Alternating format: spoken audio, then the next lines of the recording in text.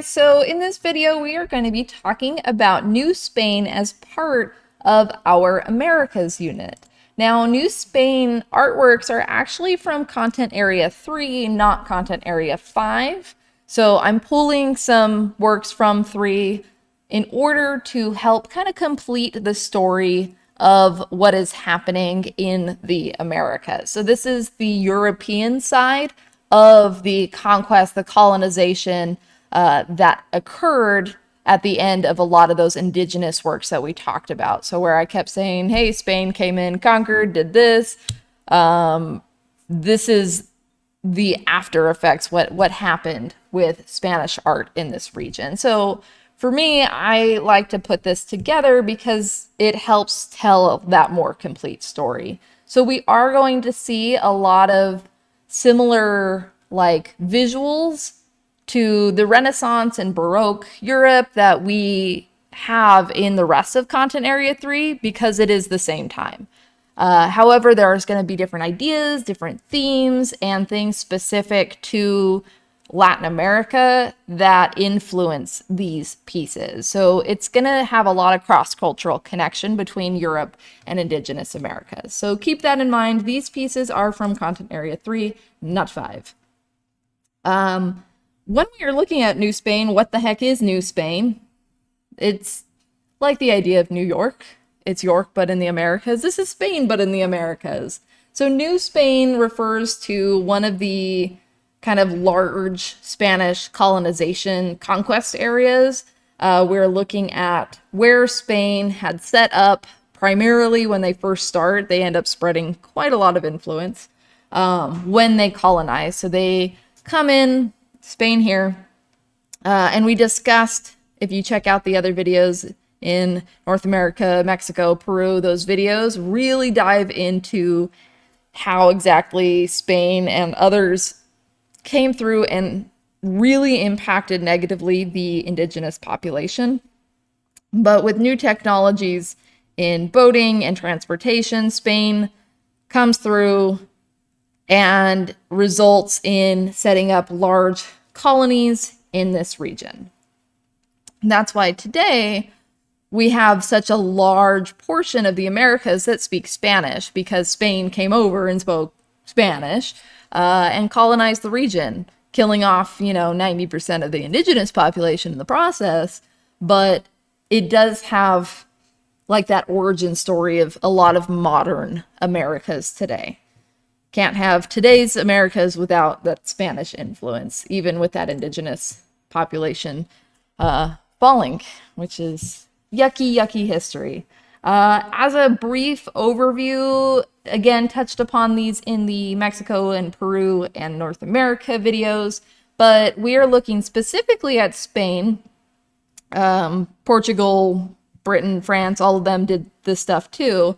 But with Spain, we have this key conquest era, 1521 to 1535. That's when they're coming in, fighting Aztecs, getting rid of Inca, the Spanish side to those stories that were told before in the other videos. So you have Cortez, you have Pizarro, you have other conquistadors, and they're coming through asserting Spanish control, using whatever tactics to annihilate or force conformity upon the indigenous people.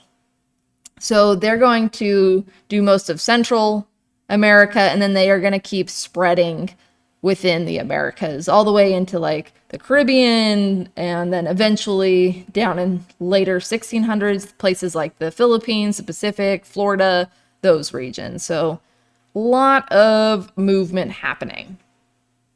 When they conquer, they're not just coming in, grabbing resources, taking it back to Spain, saying thanks for the free stuff that we stole, and then piecing out. No, Spain is going to set up new cities within the Americas. And that happens, and that's like the US kind of British influence, as well as people from Europe. They set up these new cities, and from there, they're asserting more local control. So that's where you get this kind of expansion that happens. And then in the 1600s, indigenous people do revolt. They do fight back. It's not just, winner take all, good luck. They do fight back, and there's going to be several responses from different like viceroys in different regions on how to respond to those indigenous populations. Really nuanced. Highly encourage looking up and doing some research on those indigenous revolts. But with these governments and these cities being pretty much a world away at this point, there's going to be some issues between the Spanish leaders in America and the Spanish king of Spain. So there's going to be these things called Bourbon reforms to kind of help Spain keep its power, which sounds confusing, but if we break it down, New Spain is kind of following this sort of social hierarchy. So this is how New Spain operates, basically. At the top of the social hierarchy is going to be the king and queen of Spain. They're staying in Spain. They're not moving to the Americas. They're in Spain. Think of it again like when we did Pacific and we had Queen Elizabeth. She traveled occasionally, but she stays in England. Underneath the king and queen of Spain, in this hierarchy, within New Spain, is the viceroy. So the viceroy is going to be in charge of the viceroyalty of New Spain. And a viceroyalty is basically kind of like its own mini country, but set up under a country. So the viceroy is almost like their own monarch of the Spain that is in Mexico. So capital city, Mexico City, the viceroy leads all the Spanish land in the Americas. They're appointed by the king and queen, but they still answer to the king and queen. So you have main king, queen, then viceroy is like the guy in charge in the Americas. From there, it operates like a normal kind of society that we've seen under monarchies. You have generals who are the second level administrative division, so they do government. So the viceroy is in charge. Then you have the government people. You have the audiencias, which are the high court. So you have some sort of judicial branch going on.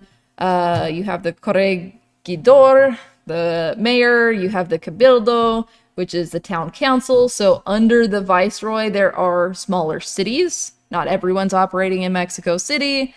There's tons of cities all throughout the region that have a mayor and a council that goes up and is underneath the viceroy. Then you have intendancies, which are the public officials that get placed later. That's that Bourbon reform thing. Because, yeah, complex government stuff, but basically, King and Queen of Spain have really nothing to do with the viceroy as far as the day-to-day. They're operating their entire governmental branch really without the king and queen's input each and every day. Yes, the viceroy answers to the king and queen, but they're in Spain. They're not going to cross the entire Atlantic Ocean to say, oh, viceroy, you shouldn't be doing that because you're challenging our power. They don't see them. It's not, not likely that they're going to influence anything happening in the Americas. So the viceroys are going to start getting a little bit more powerful, lots of little corruption moments happening, and they're going to kind of think of themselves as the kings of Spain, basically, without being it. So the king and queen put in these intendancies as basically kind of like spies to make sure that the control under the viceroy and all these mayors and town councils and local government are still following Spain. So complicated, but not too bad when you get into the nitty gritty. We do have a casta system, which is like the sort of like the caste system in India, not quite the same at all. But the casta system here in New Spain is a race-based hierarchy. So on top of this governmental hierarchy we have a race-based hierarchy within society. We'll get to that more with another piece. So our first piece of New Spain is the frontispiece of the Codex Mendoza. So we're looking in the Viceroyalty of New Spain as our location. Our date is 1541 to 1542 CE, and our media is ink and color on paper. So we're looking at basically an illuminated manuscript.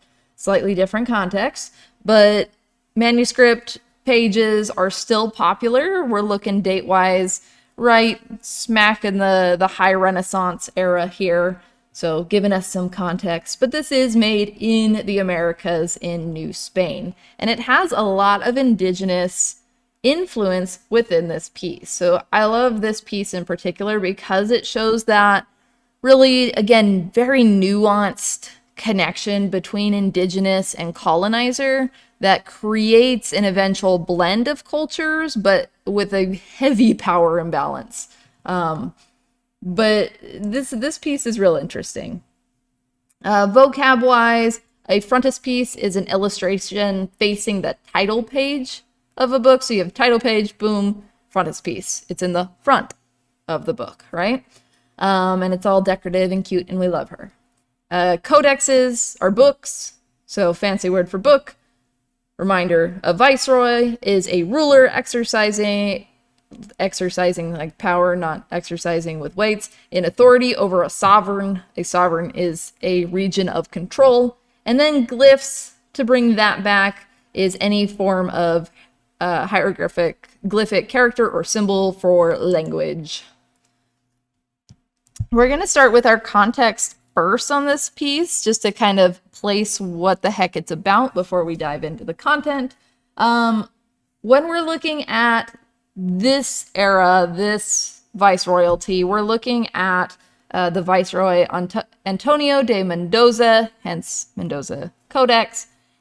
He commissions this codex to record information about the Mexica. So this book is about the Aztec Empire, the people that are Mexica.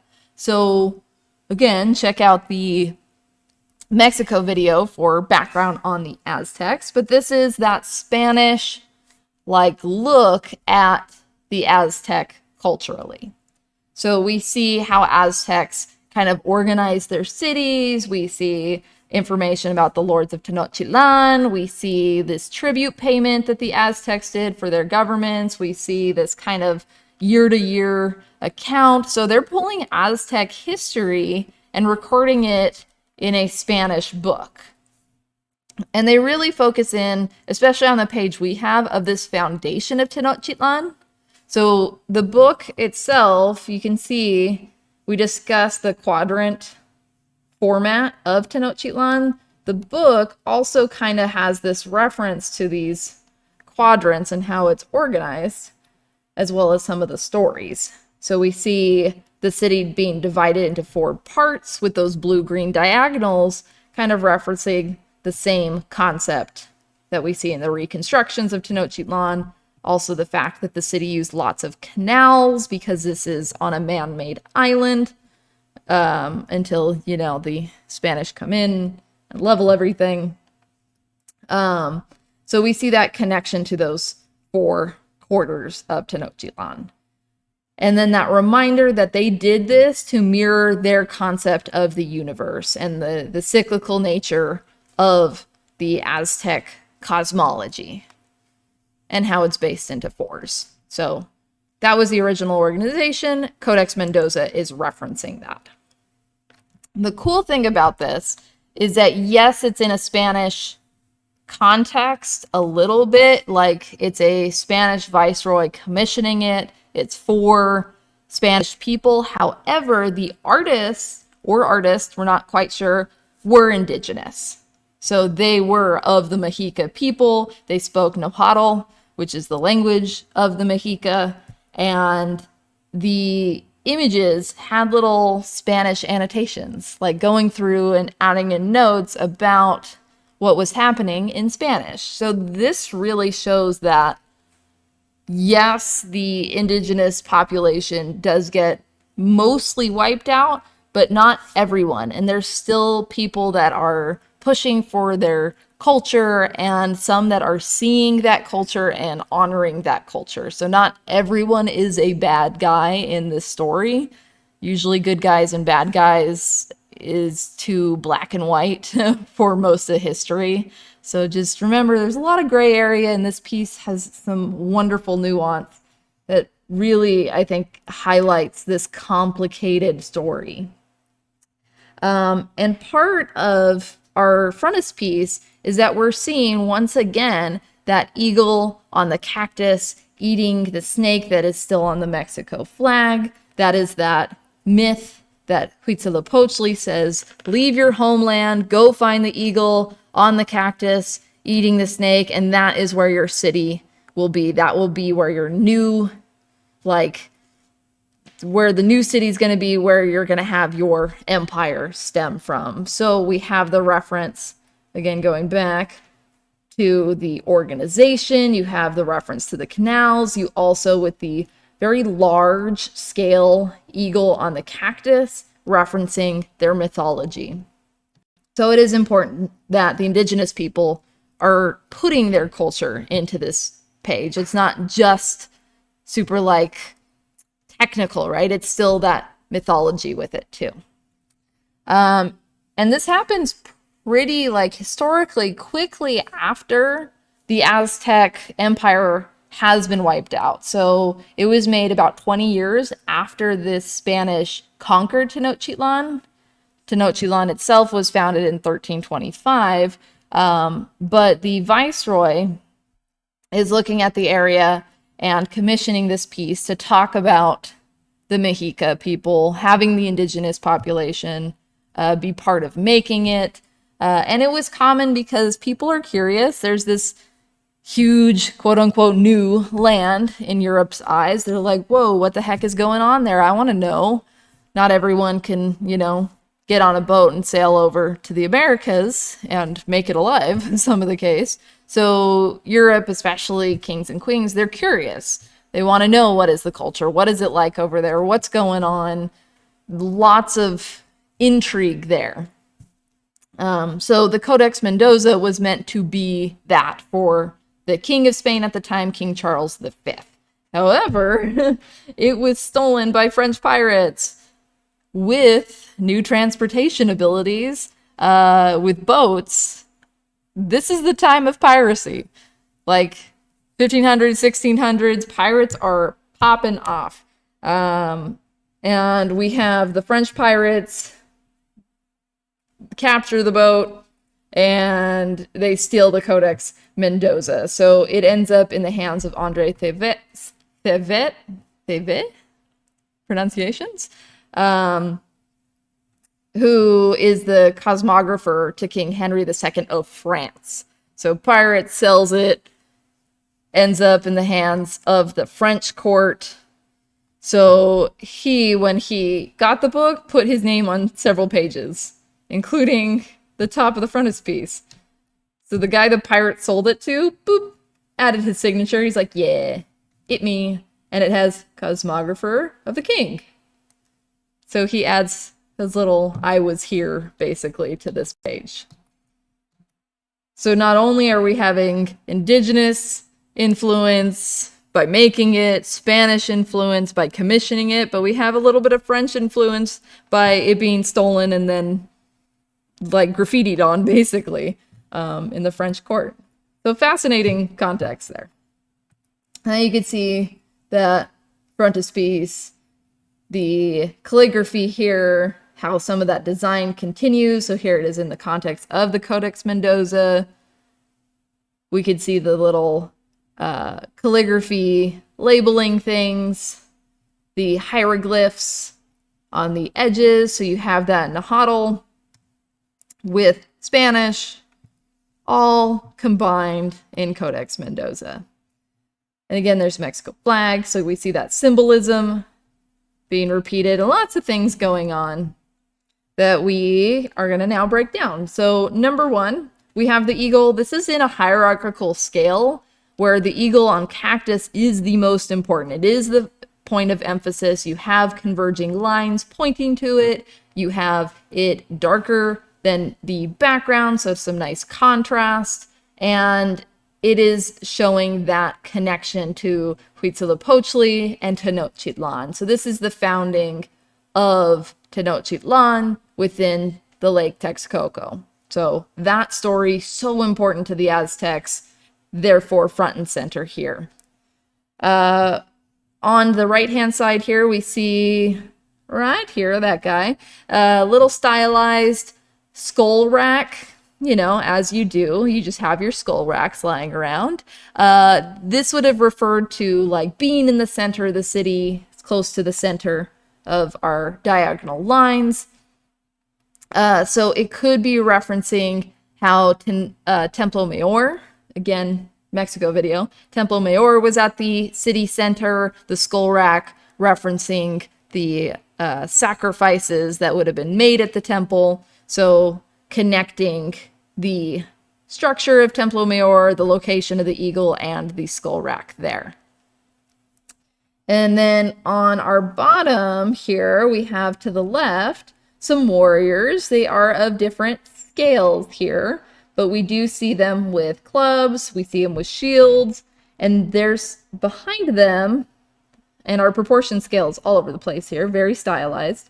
We do see some temples back here.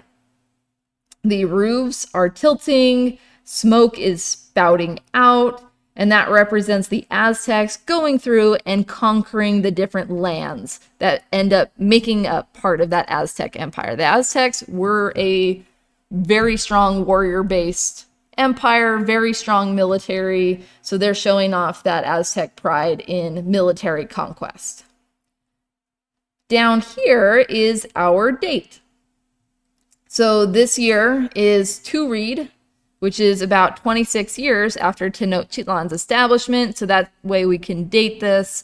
And the symbols note that Tu Reed was the first cycle, the new 52-year cycle, which connects to a new fire ceremony that occurs every 52 years. So this is the Aztec calendar system based off of Tenochtitlan's establishment, as well as the larger cosmology of the Aztec, that cyclical nature. Check out the sunstone aspect. This is just a little bit more in detail. So they have the date here, which helps tell the story of the Aztecs. On our left-hand side, this little triangular region here, we have this figure to the left of the eagle. So this one right here. This is the leader. So they have a darker pigmentation. They're just the smidgiest bit of like larger scale-wise. And we have this little blue speech glyph, basically a word bubble, that shows off that he's talking, he's in charge, that's the leader. So this is about status and how he's being depicted. There is a red design around the left ear that could also reference bloodletting, which bloodletting we talked about being a super important, like, ceremonious aspect to connect the leader to the gods. And the gray skin could also be connecting this leader to him being a priest, and potentially, because of the date, being Tanokh.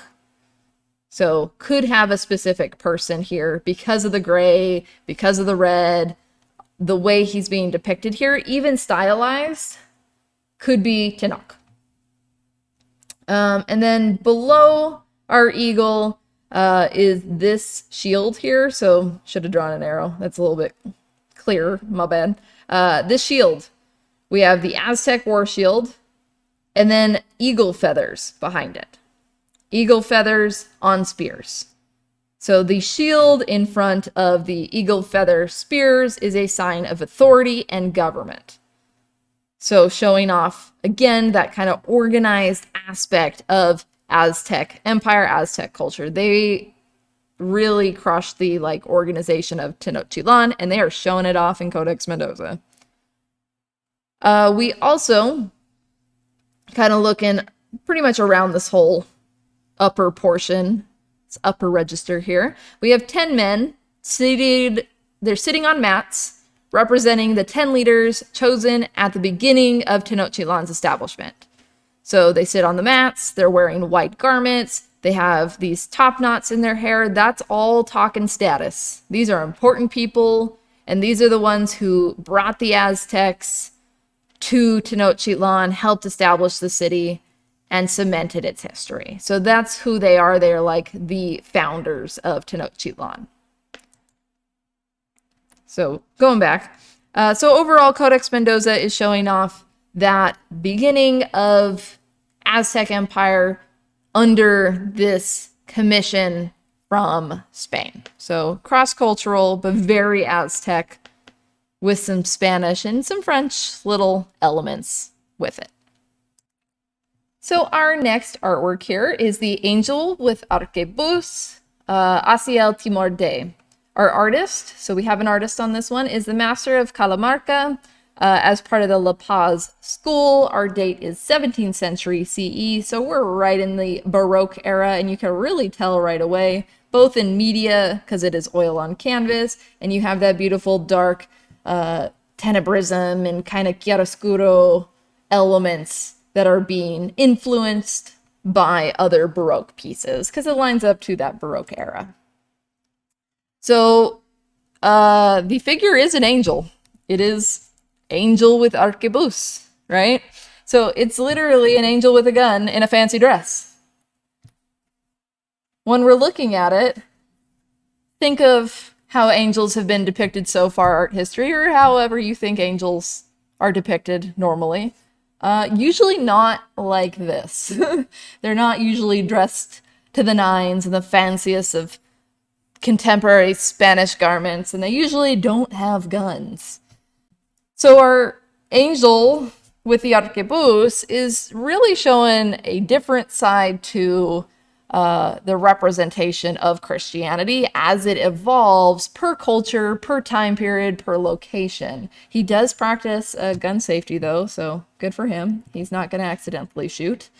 This is part of a larger kind of series from the Master of Calamarca and popular stuff at the time, popular styles, is these very elaborately dressed Spaniards that are kind of gender ambiguous, but they have guns, and these are all angels. Here you can see a little bit more with those archangel wings. So some of them have wings, some of them do not. So that's kind of the style at the time. Getting into this particular angel, looking at the visuals, I love this piece's composition. To me, overall, it's not the most like amazing oil painting I've ever seen in all of my life, but that composition is just beautiful. Love it. Chef's kiss. We have a great triangular composition. So triangles are stable. They give a sense of strength and authority because they are grounded. But there is this beautiful kind of line work and movement that goes up from the leg and up and out with the gun. So you have this clear direction and sense of movement that helps balance the fact that the angel itself is a lot of positive space. Yes, there is negative space all around with the background, and it doesn't become too much, either positive or negative, because we have it broken into geometry and organic human forms. We have a lot of high contrast between the background and the foreground subject, where if it was low contrast, the angel's decorative ability, like all the decoration, the gold, the cloak, the feathers, none of that would stand out enough, right? So the dark background really helping the angel be the emphasis of this piece. And we see that use of chiaroscuro, which is that Renaissance technique that then is also adapted in Baroque, of using super strong contrast between light and dark. It gives a sense of mystery and intrigue, and it really helps cement your positive space as being that point of emphasis. It is naturalistic. There's some stylized forms in how they're approaching the fabric a little bit, but it is overall more naturalistic.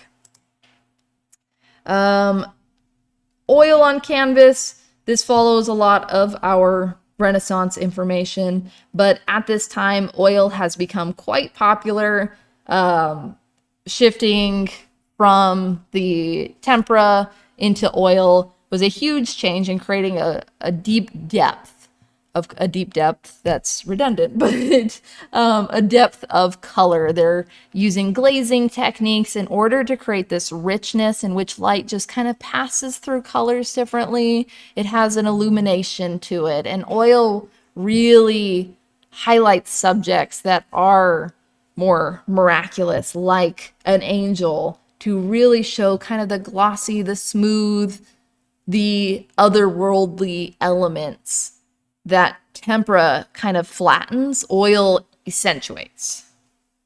The angel is androgynous, so they have no assigned gender. Clearly, there are masculine elements, but feminine features. So it's like a little non-binary beauty right here, right? So that's also important, in which gender kind of disappears in these angel works, making them more of a divine figure rather than this very binary human concept at the moment. Fashion is ready to walk the runway, very ornate. We have feathers on the hat, super like very elite decorative clothes. It's painted to look like gold for like most of it. And this all matches the elite and the nobles in the Andes, in the Inca, in Peru, in Spain, in all of those regions.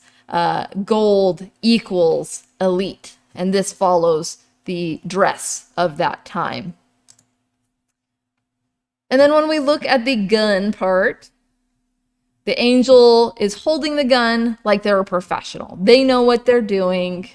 They're holding it. They're practicing trigger safety. They have a clean line of sight. It doesn't feel wrong as far as like how to use it.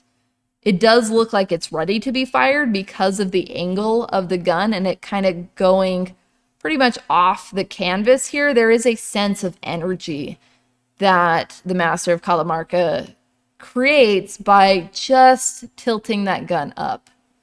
Creates some tension, but not too much tension because there is a peace in this as well. Their eye matches the line of the gun, so you have continued diagonal implied lines that continues beyond the composition. So there, again, there's that sense of they're ready, but they're not doing anything yet. So for the viewer, you really get to be, you're not part of the painting, but you're kind of in awe and like holding back. When you see anyone with a weapon, there's an innate human sense of, okay, I'm going to be a little defensive. So they're creating that feeling without it being like a gun pointed at the viewer, right? So there's a strength in that. Context-wise, we're looking at a combination of military, religion, and aristocracy. So military, weaponry, the religion, this is angel, aristocracy, the clothing. So that's where we get these fancy gun-wielding angels. So they represent the celestial being of Christianity, but they're also showing off the power of New Spain and of the elite. These were created during this first missionizing period. So Christian missionaries are coming from Spain, from Europe, and they're going through and saying, go be Catholic or else. Reminder, in California, we'd have our missions and stuff. Lots of missions throughout California. That was also similar attempts to Christianize the local indigenous population, saying your religion sucks, ours is better, and it's really about control. So again, this is not Christianity itself, but it's weaponized religion from the Spanish. So they're exerting their control in every way that they can, religion just being one avenue. Contextually, we're looking at the arquebus being this long rifle that's very popular within the Andes region. So we're looking, there's the arquebus there, one of them. So we first see one of these types of paintings with the angel with the arquebus in 1600s in Peru. So this is the New Spain region that is part of Peru. So you have the viceroyalty of Peru there. And they're going to become really popular, these sort of paintings. They are dressing like aristocrats of the Spanish living in the Andes, but they're also kind of referencing the Incan royalty. But it's also lots of alsos here. It's also kind of military, kind of styled in a way like arquebusiers, which are the people that use the arquebus. So it's this mishmash. So Andes aristocrats, Incan royalty, military, kind of all just smushed into one fashion choice of an angel. And then these guns, the arquebus, were not in the Americas until colonization, until like New Spain really sets up, but becomes very popular in this region as a modern gun of warfare at the time. Very powerful gun. So here you can see Incan royalty, lots of gold, lots of geometry. This is what Spanish elites, especially in New Spain, kind of more flamboyant there, how they are dressed. So you see those poofy sleeves and the overall like shape, this triangular shape being combined to create our angel. So just a little bit more context, just heads up, the master of Calamarca is identified as Jose Lopez de los Rios and created several of these angels, showed those before. There is an inscription that goes with our archangel with a gun, so angel with gun. We have Asiel Timor de, that's referring to the name of the angel, Asiel. And part of that quality, Timor de, fears God. Deity, right? Latin. So this is Latin. Asiel fears God. So part of that Christian story with this particular angel. When they discovered this painting, it was found by itself, but as we have seen other works from the Master of Calamarca, this was probably part of that larger series. There was also other ones that they don't hold guns, they have drums, they're holding lances, so they were probably part of the same kind of series. And the use of that gender ambiguity is part of how the biblical descriptions of angels are. So the angel is very consistent in depiction between the visual representation and the Bible. And you can see that in other ones too. It's very feminine and masculine together. In Spain at the time, and reminder to learning about Baroque stuff, we had the Catholic Counter-Reformation happening at the same time as this piece. So with the Renaissance into our Baroque, we had the Protestant Reformation where the Catholic Church is doing a bunch of things that are upsetting people. So there's the revolting against the Catholic Church. They create the Protestant sect, which then creates following Christian sects from there, creating that Reformation, and people are leaving the Catholic Church, and the Catholic Church is like, oh no, don't leave. So they are using a bunch of new ways to get people back. Again, look at Baroque notes to get the full context of the Catholic Counter-Reformation. But with trying to get people back, the Catholic Church is trying to kind of awe and inspire people to be part of that Catholic Church. So we see their shifting perspective of Catholic missionaries, Catholics in general, the church as an army and its angels as like soldiers, right? So the church is having to fight for itself. The angels are the ones that are going to fight for people. Hence, our angel with arquebus being an angel with a gun, kind of referencing that more aggressive approach to missionizing and to bringing people into the church. So these depictions of angels beyond this context also super like popular in New Spain, because we had the Council of Trent saying you can't depict angels except for these specific ones, but that didn't fly in the Viceroyalty of Peru. It didn't fly in Baroque Spain. So Spain and New Spain kind of keep the angel iconography going. Very popular. People eat it up, buying it all. And the angels are also kind of popular as a stand-in for indigenous beings, because the indigenous cultures were a lot more like nature deities and spirits, more polytheistic, and the best thing to like connect to within Christianity, which was very different, are these other angelic creatures. So it's an avenue for indigenous people within this missionized forced conversion to kind of find something that really connects. So there is that element to it as well.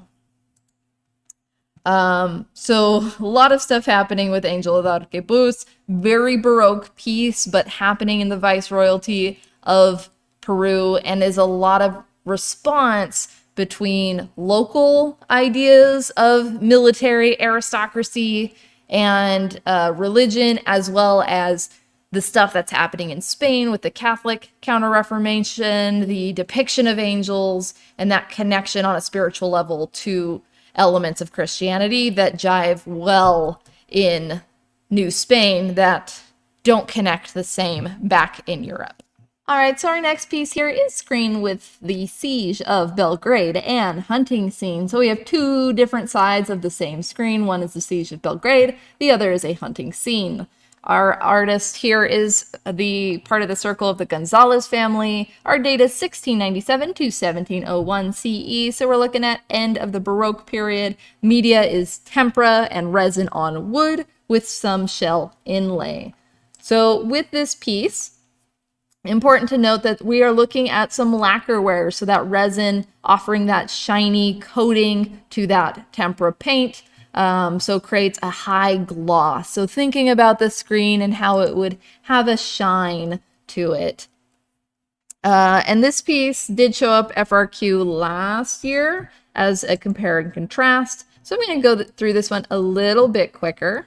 When we're looking at the two sides, this is the Siege of Belgrade scene. Very decorative elements on the top, bottom sides, and a lot of pictorial elements within the middle register here. So interesting use of space. There's some isometric perspective that's happening where it's not quite linear, doesn't follow the horizon line. It's shifted slightly to show off as much details as possible. So not only is the screen itself heavily influenced by East Asian, particularly Japanese culture, being a screen, right?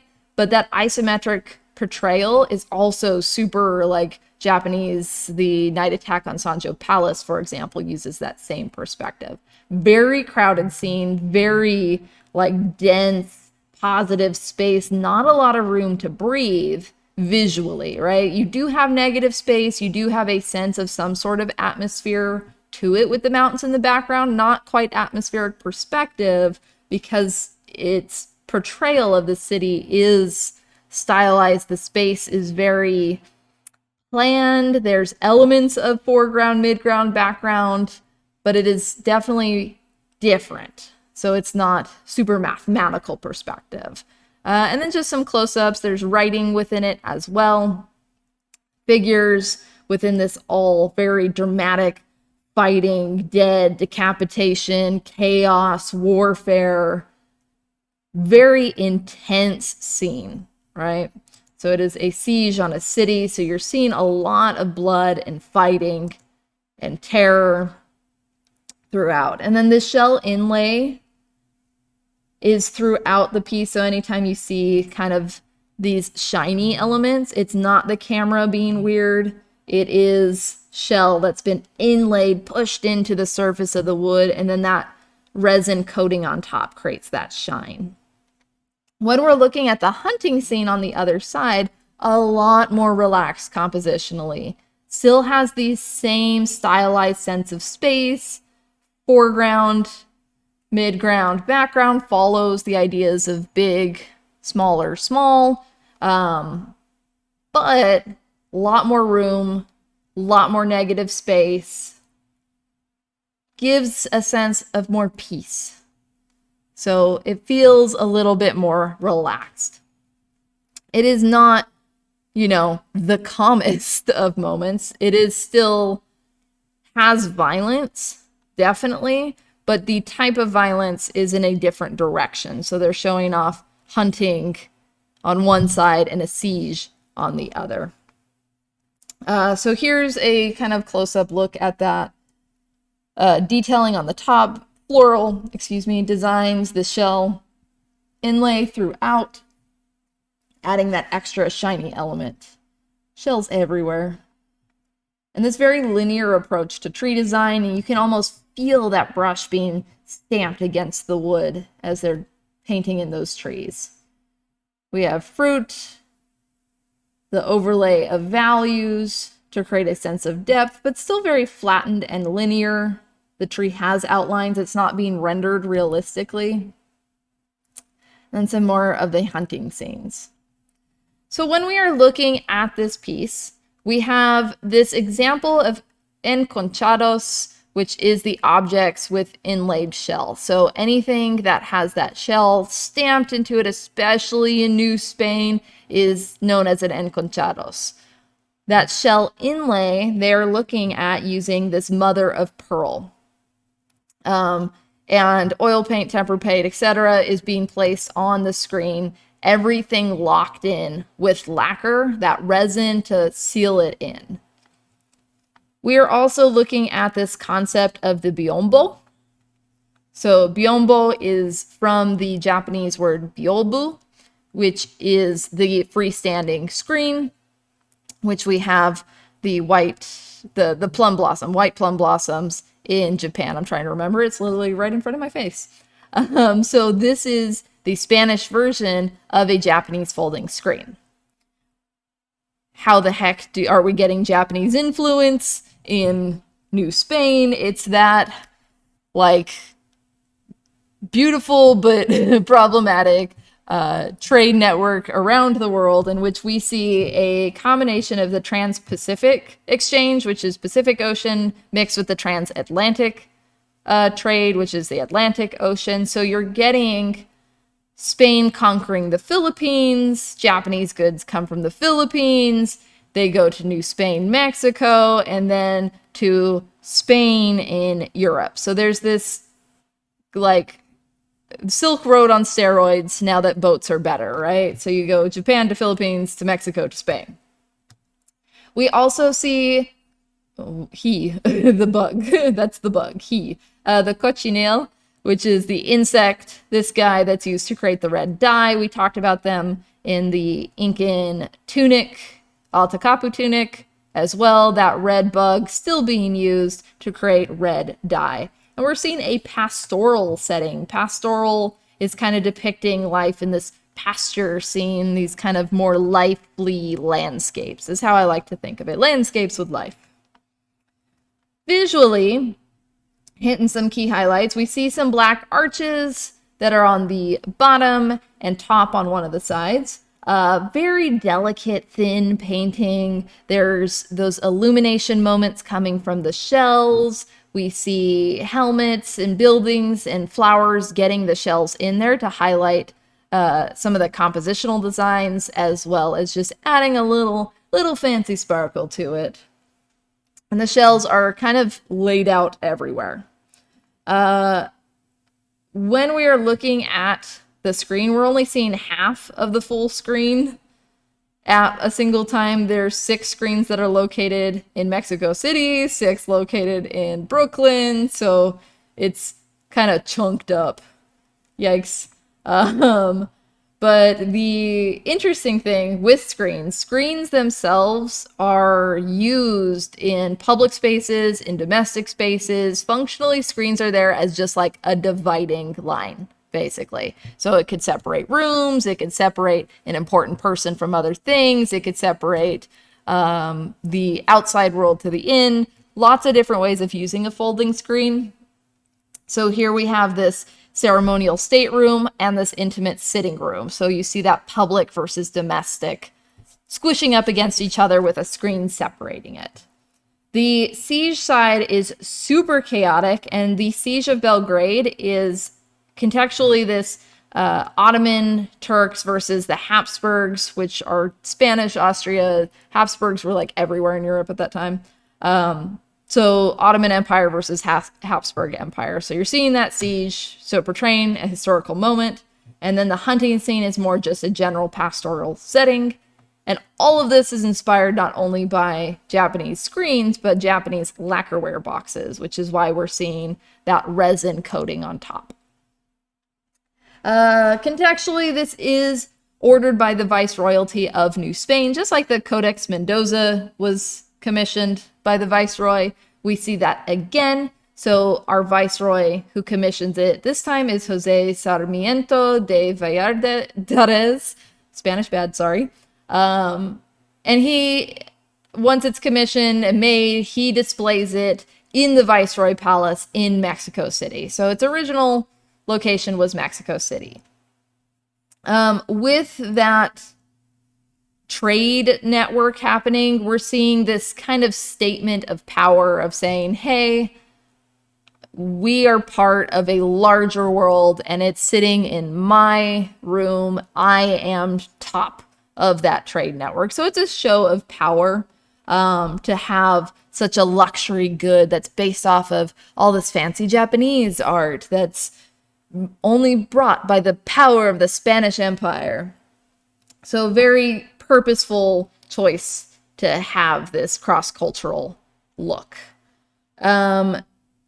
The Spanish could pay for things like this, and why they were so successful because of silver mines, because of tobacco planting, because they're controlling the supply network, and they have a large portion of the Americas on lock to control a lot of the trade networks that happen throughout this region. So they control the supply and demand that passes through the Americas. And because they're part of this, it creates such a high demand for these type of fancy items. And then you have that bright red pigment of the cochineal that's happening in the Americas. The Spanish have it. So Spain is really like showing off in what they have, what they can produce. People want it. So they are top of the economic food chain. And there's that passage again, how it gets from Japan and then it goes to Philippines to Mexico. It's all over the place. Trade is happening everywhere. More contextual, we are seeing on our, this is the hunting side, that pastoral setting. This is for the private audience of the palace within the Viceroy of Mexico. So it's a lot more domestic, a lot calmer, a lot prettier. It's meant to be viewed at with pleasure, even though there is still murdering happening.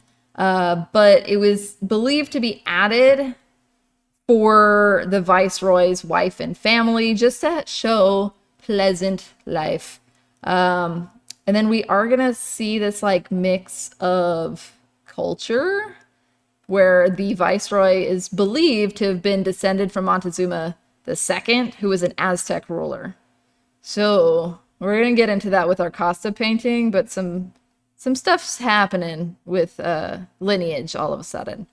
On our siege side, we have the Ottoman Turks versus the Habsburg Empire, with the more historical side of things. It's showing off a historical event, but also being used as propaganda. This is to the public side.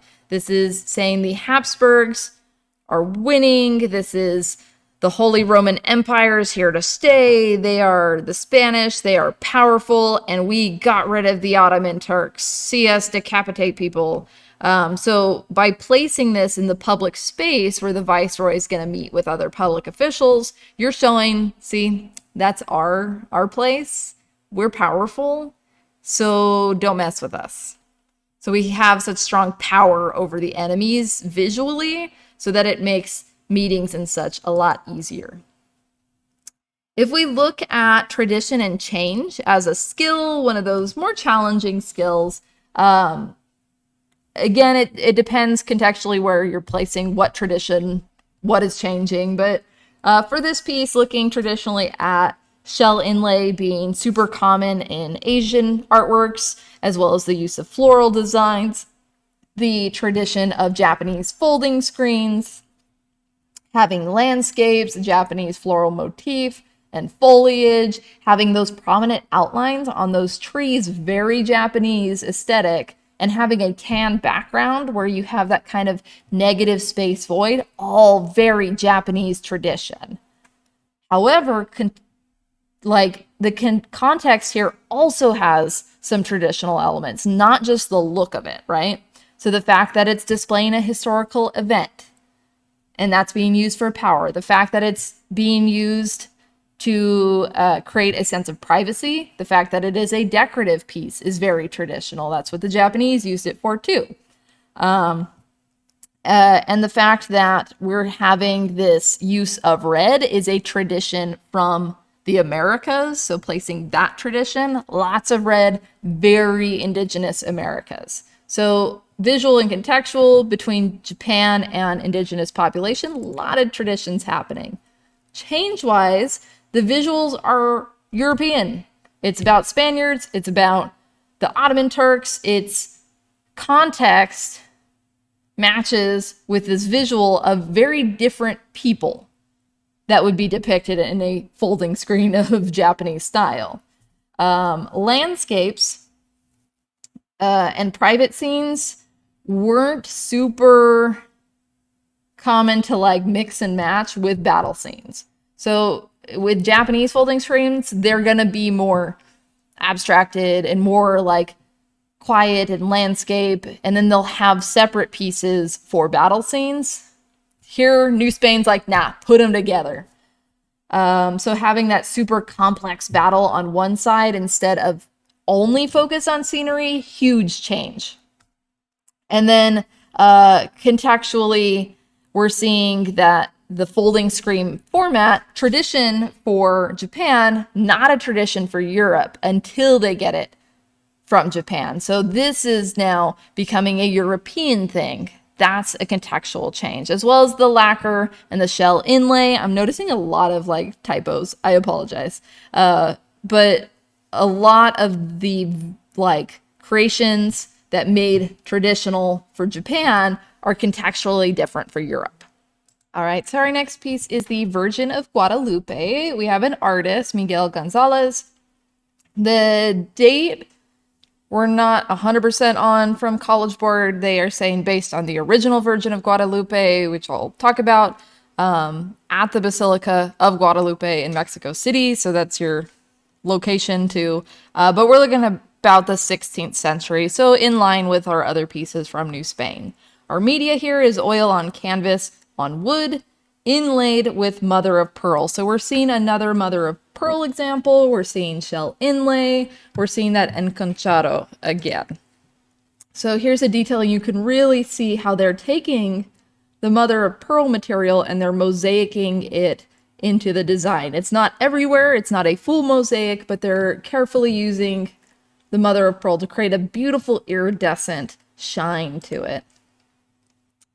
And then we're going to kind of break down important elements, but you can see again that mother of pearl being used throughout the piece. So here's another painting of the Virgin of Guadalupe with the same style of the mother in pearl, the oil paint on wood panel. This one, you can get a better sense of the scale of it. Some background information. When we are talking about the Virgin of Guadalupe, This is the Virgin Mary. Same person, different manifestation. So the story here is the Virgin Mary appears to indigenous man Juan Diego in Mexico. And she appears to him while he's walking across the hill of Tepeyac, near a shrine that was to the Mexican goddess Tonatzin. Sorry, again, pronunciation. So there's this connection here between Catholicism and Aztec Mexica like cosmology and their religion. So the fact that she's appearing to him here in 1531 creates this huge like cultural shift where the Virgin Mary becomes the Virgin Guadalupe and appears more as an indigenous and American, like the Americas, American symbol, and really dominates the cultural identity of Catholicism in the Americas. Like, huge change from this vision. Tons of Guadalupe imagery is going to follow. A little bit more background. With Tanatzin, that is our sacred mother in the Nahuatl language. So this goddess is connected to fertility, the earth. She is worshipped prior to Catholicism being brought over from Spain over to New Spain. So this is one of the gods and goddesses that the Mexica people believed in prior to colonization. The fact that the Virgin Mary in this vision appears in this location connects these two deities together going forward. We're not two deities, Mary's not a deity, but religious icons. So people appear like they believe that Virgin of Guadalupe is kind of a return of Tanatzin and also that manifestation of Mary. So depending on who within the cultural context, who you're talking to, they're going to have a different kind of take on that Virgin Guadalupe. The Catholic Church actually recognizes Virgin of Guadalupe, says that that is a manifestation of the Virgin Mary, so they deny the Tanatzin connection, but they do agree that this story has happened, that he did see the Virgin, and all of that spins to Virgin of Guadalupe becoming kind of a national symbol of Mexican identity. So she's kind of a protector to the Native American peoples and to the Mexican population that becomes the indigenous plus Spain combo of genetics there. And she gets more and more popular and people want images. So there's like copies and copies of the original Virgin of Guadalupe image, which is called the Tilma image. So we see over and over again this portrayal of the Virgin Guadalupe, which is in this same kind of form, the prayer, the leaning the head to the side, almost like when we were looking at the medieval Madonna images, she's not quite that stylized. Like, she's still stylized for sure, but there's a little bit more naturalistic approach. Renaissance has already been happening, but this particular image is known as that Tilma image, so all the artworks of Guadalupe kind of follow this same format. And that's why you see it like on candles and statues, like literally go around town, you're gonna find Guadalupe.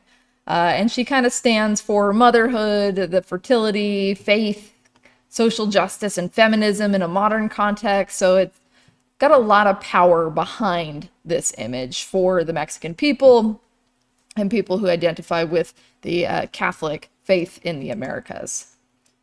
When we are looking at this piece in particular, we are looking at another mother of pearl piece. So we're looking at that shell inlay, and it's going to connect to that sacredness of Mary in this context. We are looking at another enconchado piece. So that type of shell inlay and then the lacquer on top of it, same as the Siege of Belgrade, where you're getting that connection of trade across the world again in this piece. So it's another Encanchado piece. And then that Tepeyac is that mountain with the mother goddess Tanatzin on top, that shrine. It's really blurry, but the Tilma image and then our piece that we're looking at, breaking down what we are seeing in the piece. Above Guadalupe's head, we have a dove representing the Holy Spirit in a cloud of gold. So we're seeing very similar iconography to that of the Catholic artwork of the Renaissance and the Baroque period, but different visual representation. Again, that shell inlay, very New Spain. In the corners, there's going to be little tiny framed scenes. Each of those frames is being carried by an angel. So there's this miraculous storytelling moment. Angels are there to kind of show the audience, the viewer, that this is a holy event. It is ordained by God, or there is some sort of more miraculous, like spiritual element to it. So the fact that angels are showing the story is showing how important the story is. When we look at Mary herself, she does have darkened skin. Depending on the representation of Guadalupe, we have various degrees of darkness. Here we have slight melanin going on, kind of grayed out, but she is definitely not the same level of white that she is back in Europe. So that helps denote the connection between Mary and Tanatzin. The indigenous people have melanin, so she's appearing with darker skin tone, and that helps connect people to Catholicism when it's like, oh, she looks more like us, and not just like the white Europeans. So that connection is important. The clothes that she's wearing are those typical robes that we kind of see, but again, that shell inlay is denoting kind of her holy status, and we see the beams behind her from the radial balance and the shimmer of those mother of pearl inlay that represents that idea of immaculate conception, where she has Christ as a virgin. So it comes from Revelation 12, clothed with the sun, with the moon under her feet, and a crown of 12 stars on her head. It's kind of referencing that passage and having that extra shine, so that as you're looking at it, and there'd be candles lit and all sorts of light bouncing off of it, it really has this kind of warm spiritual feeling to it. And that was part of that purpose of the Encanchado, is to create that shimmer. Yes, it looks nice under photograph, but in low lighting, with the flame dancing of the candles, just beautiful. Again, that kind of spiritual quality to it. And that would help like really make Mary be emphasized in this piece as well. She's right in the center with the mandorla behind her, and then that shimmer adding to that point of emphasis. And with it being Encanchado, we see again that connection to that transatlantic and trans-Pacific trade that we saw in Siege of Belgrade. The Spanish are getting influenced by Japanese art because it goes from even influencing from China to Japan, and Japan to the Philippines, and the Philippines to Spain, and Spain to New Spain, all over the place. It's showing off New Spain's connection to the wider like world of artistic influence. And Encanchado was a luxury good. So we're seeing this as a luxury item, but also a religious item. So less where Siege of Belgrade was that public and private affair. It's a decorative piece. It's functioning as the as a folding screen. Here we're seeing more of a traditional quote unquote painting with a religious context, like we would see in Renaissance and Baroque, and even before then, Byzantine. All of those types of paintings, but now in this encanchado style. So a huge change and shift from the traditions of Renaissance Baroque here in New Spain because of that trade network. When we are looking at the corner imagery on our Virgin of Guadalupe, there are these framed scenes. We see these smaller scenes here. Those are the ones that angels are carrying.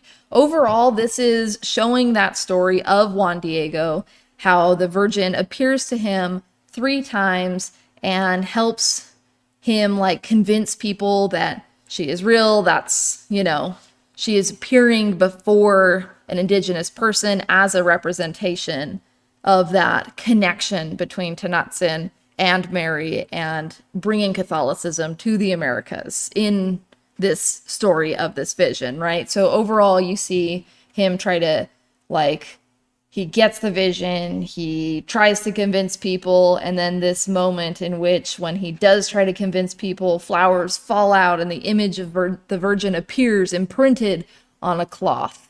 So there's that cloth down there. So breaking it down one by one, the top left scene here is Juan Diego being led to the Virgin Mary by angels. So having that first vision and angels being part of it. So he's having this big moment and kind of enlightening experience. And angels, as we saw with Angel with Arquebus, very popular in New Spain because it connects to more indigenous ideologies, connecting the earthly realm to the heavenly, and the idea of these spiritual beings being a lot more understandable to the Aztec Mexica religion that was already there. Angels are a little bit easier to understand.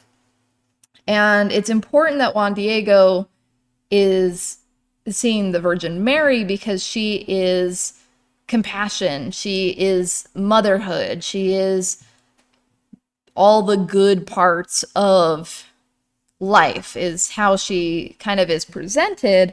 So that feels very important when the Spanish are being so cruel and oppressive, and it is not like the best life. So having this religious experience does give a sense of hope. In the upper right, we see Juan Diego having that vision. So here's bringing it to the vision. Here's the vision, and that's on the hill of Tepeyac. Then we have in the lower left, Juan Diego taking leave with the cloak that she has offered him to help prove that she is presenting herself to him, that this vision is true. And then lastly, Juan Diego revealing the cloak in which it has the miraculous image of the Virgin of Guadalupe on it. And each of these scenes are really fascinating because it creates a narrative through this piece, not a continuous narrative because they are in their own framed roundels, more similar to our moralized Bibles where we had those round storytelling elements, all done visually here. We do not have written words to it, but the story is so iconic that people don't need any writing to understand what's happening. We do have a lot of negative space, and they're doing very little as far as the images to tell the story. This one's a whole scene because we do have this element of background. There's a sense of space. There is some perspective happening, a lot of details in the drapery. But other than that, they're creating this kind of weightless world that is more common in the Japanese style art. So again, that influence where you don't need to color in the sky or draw the whole mountain. You just need the little indication of things. So that's again a very Japanese style that's being translated versus this scene being a lot more European. It's set in a scene, it is solid background, very Baroque Renaissance. Some additional images are actually in the frame of the piece as well. So in the frame, Gonzalez, the artist, continues to add designs and details and inlay shell.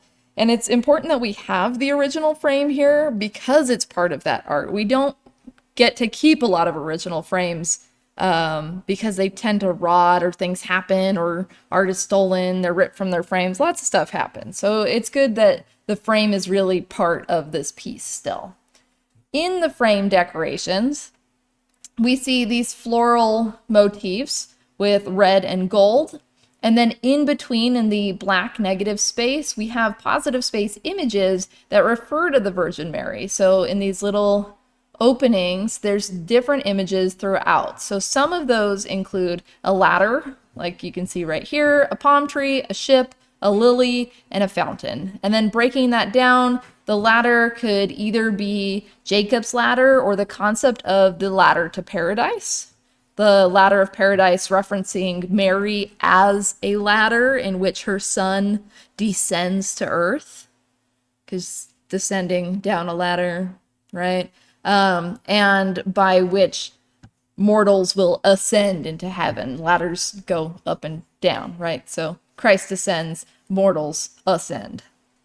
The palm tree references what's known as the exalted palm and this idea of the righteous and chosen ones. The ship could either be connected to Mary being the ship of salvation or the ship of Noah's Ark. And then lastly, the lilies we're going to see over and over again connecting to Mary's purity, being that pure flower in a sea of thorns is the idea. Lastly, we have the image of the eagle on the cactus again.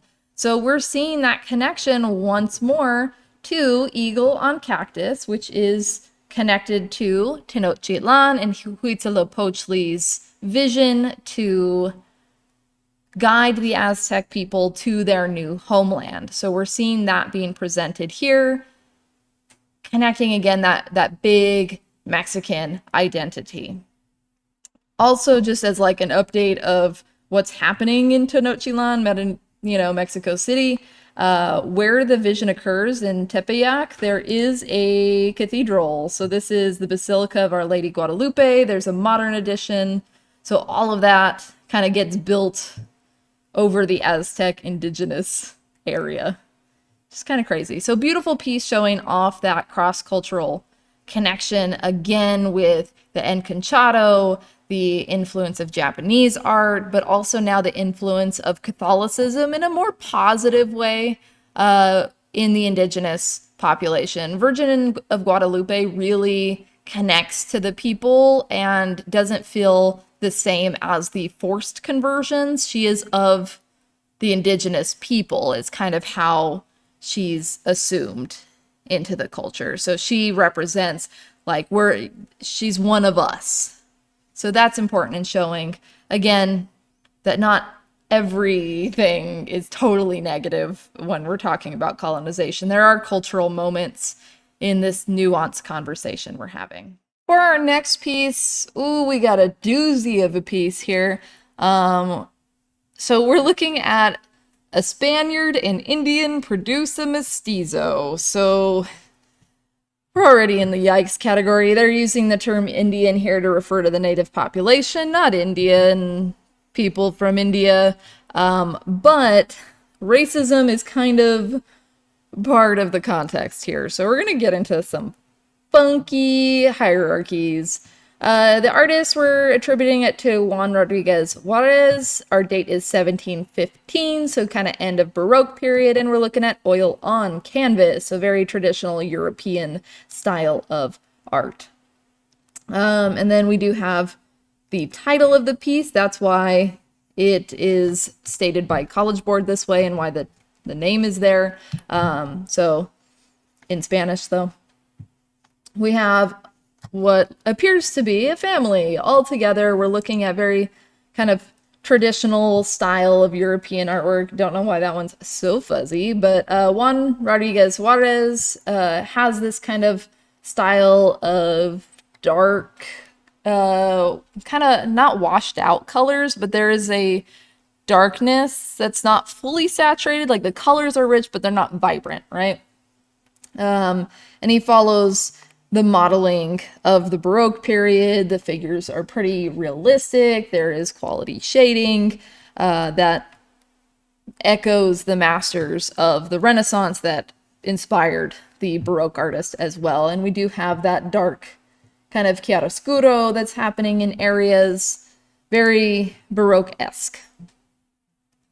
So when we're looking at the visuals before we get into the funky context, we're looking at the overall kind of daily life. So this is almost like a genre scene, not quite, where we're looking at a mother figure who is an indigenous woman, her husband, which is a Spaniard, and their child, the baby right here, which is the mestizo, which is what we're gonna get into. There's a lot of different names for the mixing of races, because that was, yeah. And they do have a servant, so that is the child there. So not part of the family, but they're being portrayed together. The servant's there to show status. Speaking of showing status, this is all about status. So we have very, like, don't know what that word's supposed to be, but exuberant clothing, very, like, extravagant, exaggerant, it's what that says. We love weirdo typos. We have the powdered wig, we have lace, we have red and blue and jewelry and lots of bright, like I said, saturated but not vibrant colors to show off that wealth. It is overall quite harmonious. Like, we do have some beautiful movement lines, implied lines between the eyes connecting here, as well as the eyes and hand connecting there. So there is a sense of unity through the almost like completely simplified composition. And I did a black and white version here so you could kind of see those compositional elements at play, where the background not detailed, so the foreground people are really the focus of the piece. They have very content expressions. The oil paint is creating that sense of depth in the color. We have a lot of details, and the composition could, this is a little bit more contextual, but it could reference kind of the idea of Mary and Joseph with Christ as a child. Theory around that one's a little weird, but it is connecting to like a saintly kind of moment. The dark background helps break up the positive space. So like this negative space region right here, really beautiful to kind of like let the air out of a big positive space region. And there's just a little bit of atmospheric perspective, not a great example of it, but as you can see, like there's a sense of air, almost not quite sfumato, not quite atmospheric perspective, but there is a sense of depth through the use of color. All right, context. So this is known as a Costa painting. Costa paintings were a series of usually 16 paintings where you have a mother, a father, and their children. That's the content in all of the Costa paintings. However, the purpose of the Costa painting is to show racial hierarchy. So yes, hierarchy explicitly about race. The whiter you are, the higher the status you are. The darker you are, the lower the status you are. And because there are lots of different populations, the Spaniards are looking at, oh, how do we completely categorize all these people? What happens when white person mixes with indigenous person? What happens when indigenous person mixes with a black person? And they literally lay out in the Costa painting, this is how it works. If you are the whitest of white, Spaniard plus Spaniard, then boom, you get the most amount of rights. If you are the darkest, so black person mixed with black person, you are at the lowest status. And the crazy thing is reminding ourselves of Spain is in Europe. The Americas are the Americas. And New Spain covers a large region. So even though they're stating that white is superior, like literally stating it, they are the fewest amount of people. Usually that's how it works in a hierarchy. They put the fewest amount at the top.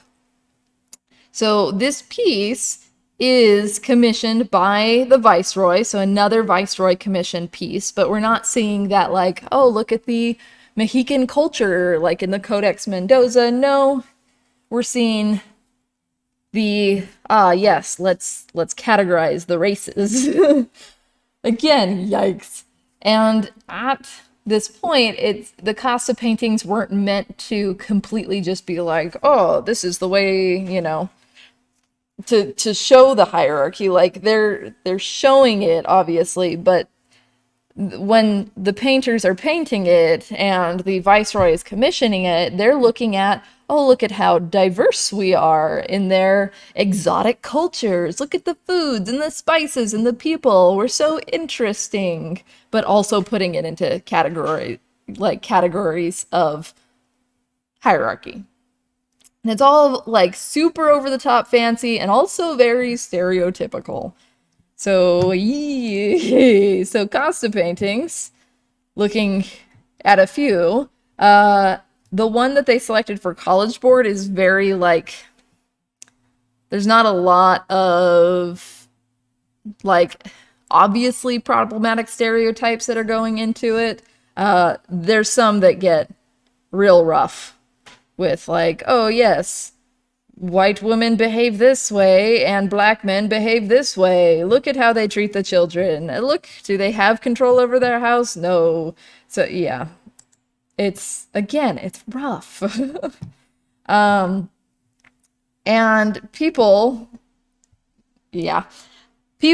in New Spain, the white population, the Spanish, they're looking at all of this indigenous culture and they're getting nervous. They're like, oh my God, the mixing of the races, what's going to happen?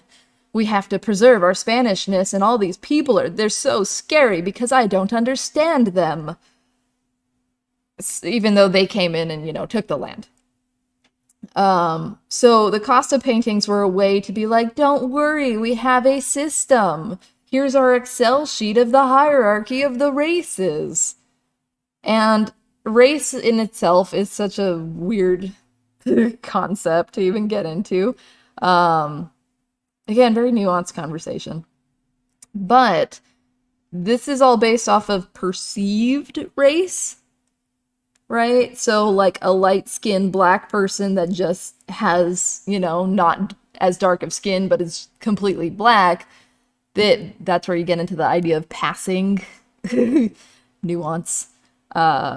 Like the white passing type of people, they're gonna look at people's skin tone and literally be like, you must be a mestizo, which is Spaniard plus indigenous, or you're gonna be a mulatto, which is, I totally can't remember what a mulatto is right now because it's racism. But no matter what, in there trying to calm down the white Spaniards of like, oh, this isn't just a place of degenerate hybrid people. It's like icky even saying it. We have a sense of civilization still. So white, most powerful, on the top, and the darker you are, you probably don't have the nicest of clothes in these paintings, or maybe they're showing them acting violent, or they're unhappy, they live in less ideal conditions, they're working as laborers, and the white Spaniards are being shown in all the elegant attire and the fanciest of clothing and the most happy and content in their lives. Yeah, just all up in paintings, being that explicit about it. So again, you see really stereotypically racist iconography, like the black wife is going to beat her white husband. Oh no, I can't believe that's what black women do. Like literally terrible. And this is to calm down this fake fear in which, hey, people are people, people fall in love, or also there are, power imbalances that create children out of SA as well. Lots of stuff, because people are people, you're introducing a new population to each other, things are gonna happen. But taking that beautiful, like, potentially harmonious thing of like, oh, we're all people and we're just gonna live together, even though it started with bad. They're separating people even more, and it takes a long time. Like, there's still even issues today where, like, still the lighter skin you are, the more privilege you have, right? In a lot of places. Hopefully, we'll get to a place one day where that's not even a conversation. But there's a lot of history of codifying and showcasing and writing laws and social norms around really racist pseudoscience and fear that just happened to stem from, like, Europe happened to have stronger weapons and diseases and a lot of violence in their hearts. So there are different terms for each, like, mixing of people. I remember in class that I took that I had to, like, memorize all the different ones. For the context here, you do not need to do that. It is rough. But you can see they're literally showcasing it to be like, here's all the options of society. And that's why there'd be like around 16 or so. That's the probability and mathing that they did. Yay. For our final piece here, we have Portrait of Sor Juana Inés de la Cruz. Our artist is Miguel Cabrera. Date 1750, media oil on canvas. And I'm excited to end with this one, even though it actually comes from like the beginning of content area 4. So not even content area 3. I'm just, mixing and matching. Sor Juana, really cool, really powerful feminist figure. And a lot nicer to end New Spain off, just emotionally for my sake, than the Costa painting that makes me feel so much ick. So Sor Juana, here, woman, feminist, powerful girl boss of a character. She is being presented in a very like traditional European type of portrait that is mostly used for men and male people, figures of power. So she is being asserted as a powerful figure just from composition alone, where you have this like Northern Renaissance has this really distorted perspective, as well as some like early Proto-Renaissance and later like Protestant pieces. This isn't that, but just showing off that kind of distorted perspective. It's like linear perspective, but a little funky, like feels really close, right? So her being presented in this kind of traditional composition says a lot about the type of figure that she is. And she is locking eyes with the viewer, and that is known as the female gaze. When we talk about the male gaze, it's looking at females with this sexual kind of mind. The female gaze is when the woman is taking power in the piece, usually by literally gazing at the viewer. So imagine standing in front of this painting, she is locking eyes with you. So she don't back down. That is her asserting her dominance through that female gaze. Really fun TED Ed video about how she is the worst nun in history. And it kind of gets more into all the cool things that she does. So highly encourage you to check that out. But for us, some background context before we get into the tradition change. This is Miguel Cabrera's posthumous. So posthumous, that means after death of Sor Juana Inés. She lived from 1648 to 1695. So this is after she had died. This is one of the most like well-recognized and highly esteemed Mexican nuns and writers. So she was a prolific writer, and she did a lot of stuff that really pushed like the boundaries of the time in Mexico for a woman in European context, in New Spain, all of that. She is like one of the first feminists of the Americas, like true feminist. Here she is. So she was born to a Creole family in 1648. A Creole is one of those words that is combination of the races and connected to specific locations. Creole is actually one that is used today still to kind of reference certain cultures. So it's changed context, that word. So she is kind of mixed, is the idea there. She was a child prodigy, so super smart kid. She was like at age 15, so think where you guys are at. She was like, got physics done, philosophy, yep, theology on lock. I'm the best mathematician around. She was like crushing it, like STEM queen. We love her, but also the arts and humanities. Let's go. Problem is, as a woman, the expectation is to get married, have children, and not learn things. How dare you, woman, learn things? So she, as she like starts living her life, she serves as a lady in waiting to the viceroy. So she has a lot of access to elites, right? So in the viceroy's house. But as she sees, like, ooh, I don't want to get married. That's going to end my life. She's like, I'll just become a nun. Because nuns have to be celibate. They're not allowed to get married. So nuns and the nunnery was a way for a lot of women who did not want to subscribe to that traditional feminine role to escape marriage and pursue education. So nunneries were huge in Christianity and Catholicism for a lot of women, like power and freedom and like culture driven by women for women within that realm.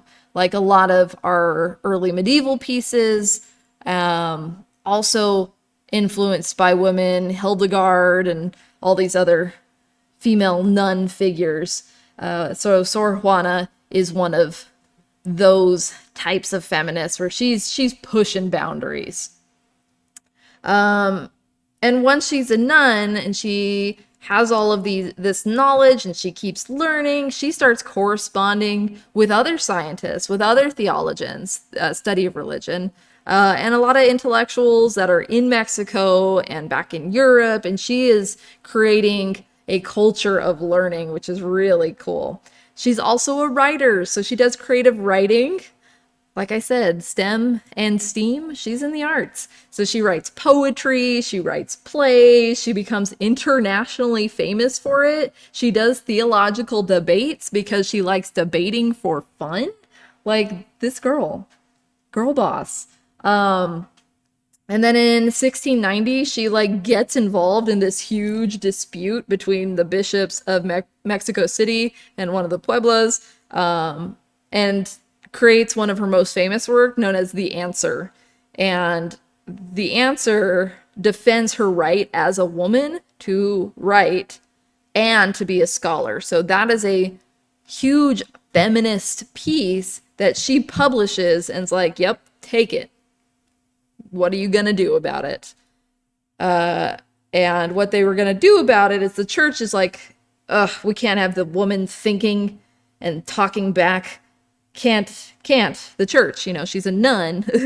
So they have some power and authority over what she can and can't do, unfortunately, in her story here. So they force her to stop her literary pursuits and to sell her entire library. They're like, well, we're not going to shut you up, so we'll take away the things that you love.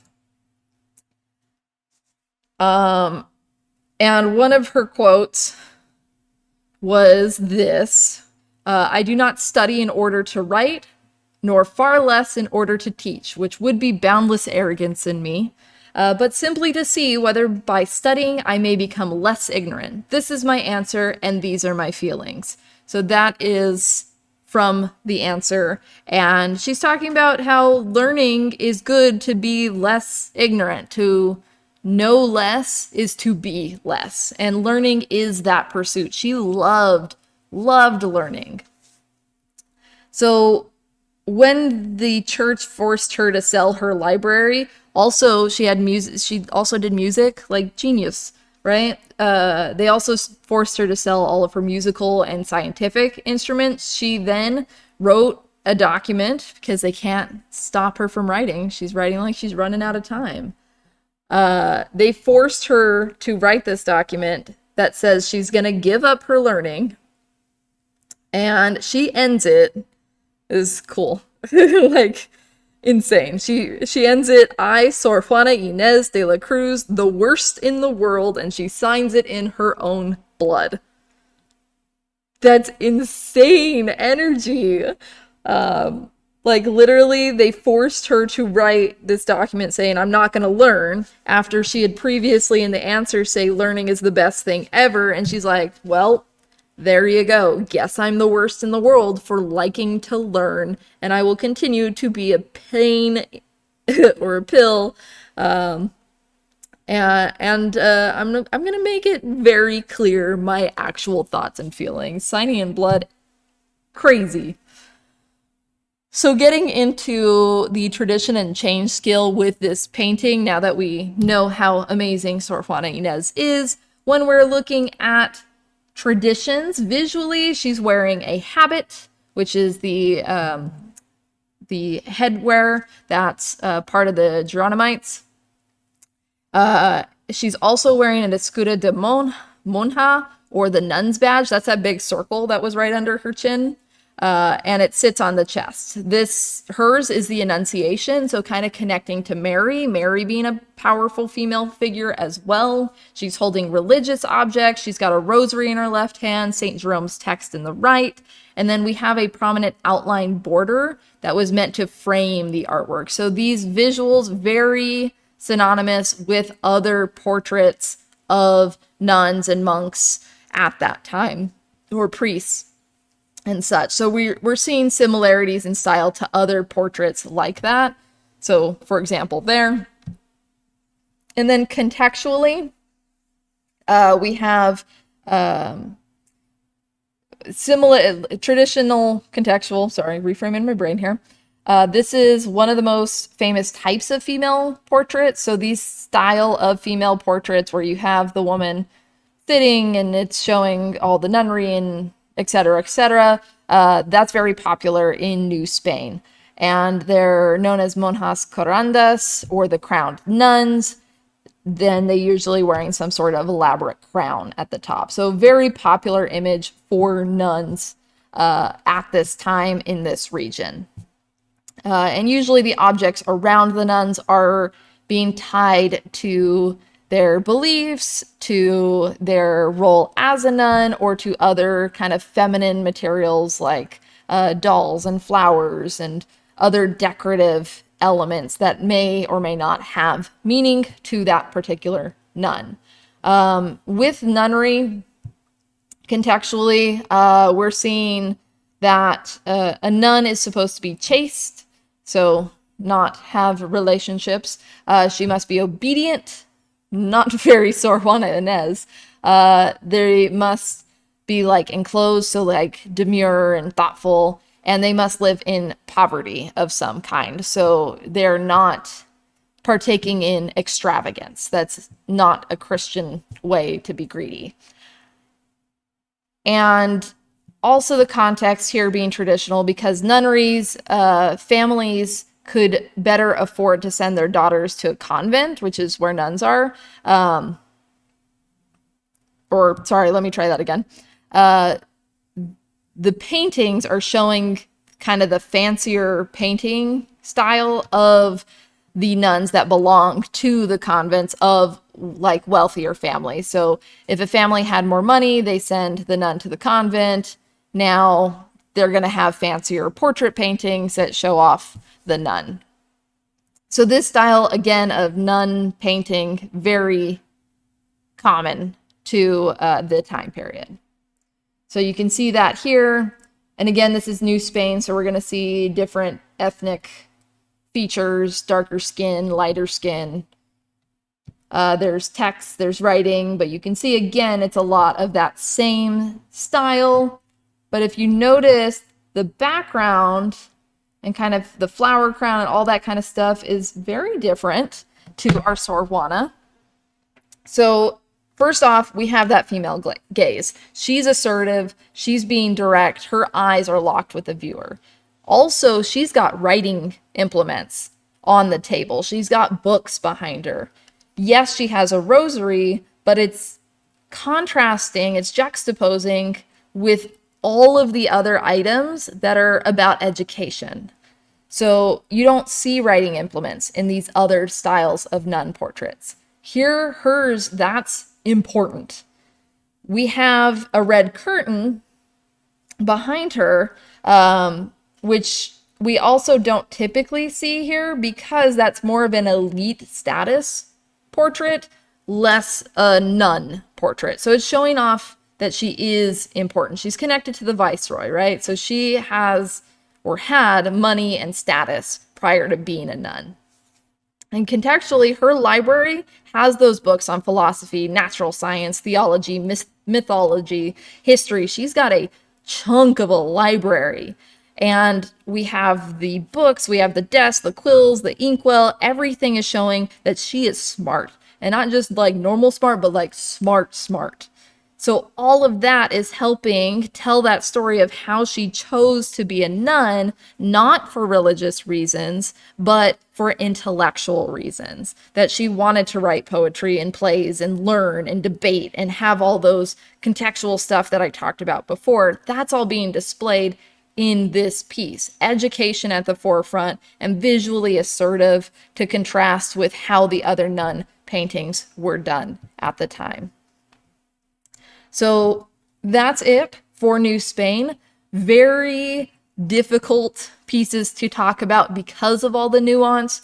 Takeaways is to remember that we're having a lot of cross-cultural interaction, not just between Spain and the Americas, but also other regions like Japan's influence on the art.